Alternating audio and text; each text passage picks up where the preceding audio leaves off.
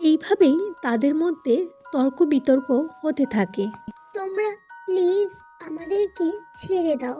আমরা ভুলবশত এখানে চলে এসেছি, জানি না কি করে এসব হলো। আমাদেরকে ছেড়ে দাও এবার। এইসব বলতে বলতে সেখানে রানী এসে হাজির হয় আর তাদের সবার কাছ থেকে শুনতে যায় কি হলো আর এই মানুষ দুটোই বা এখানে কি করে। এরা কারা? তোমরা কি কিছু বলতে পারবে আমাকে? রানীমা, এরা ভুল করে চলে এসেছে, আপনি এদেরকে ছেড়ে দিন।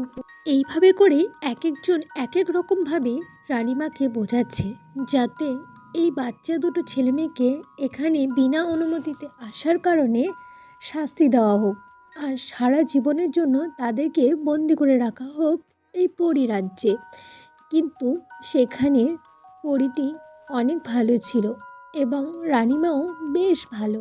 সেই কারণে রানীমা সকল দিক বিচার করে তাদেরকে মুক্ত করার সিদ্ধান্ত নেয় এবং তাদেরকে বাড়ি পৌঁছে দেওয়ার ব্যবস্থাও করে। আপনাদের সকলকে অনেক ধন্যবাদ। যেখানে আমাদেরকে বন্দি করে রাখার কথা হচ্ছিল, সেখানে আপনারা আমাদেরকে সুরক্ষিতভাবে বাড়িতে ছেড়ে দিতে চেয়েছেন। আপনাদের অনেক অনেক ধন্যবাদ। এখানে ধন্যবাদ জানানোর কিছু নেই, আমরা সকল মানুষকেই সাহায্য করতে চাই। তোমরা এখানে বিনা অনুমতিতে এসেছো, সেই কারণে তোমাদের ওপরে একটু রেগে গেছিল সবাই। আর এইভাবে করে রিমা, রাজীব এবং পরীদের সঙ্গে বন্ধুত্ব হয়ে যায়।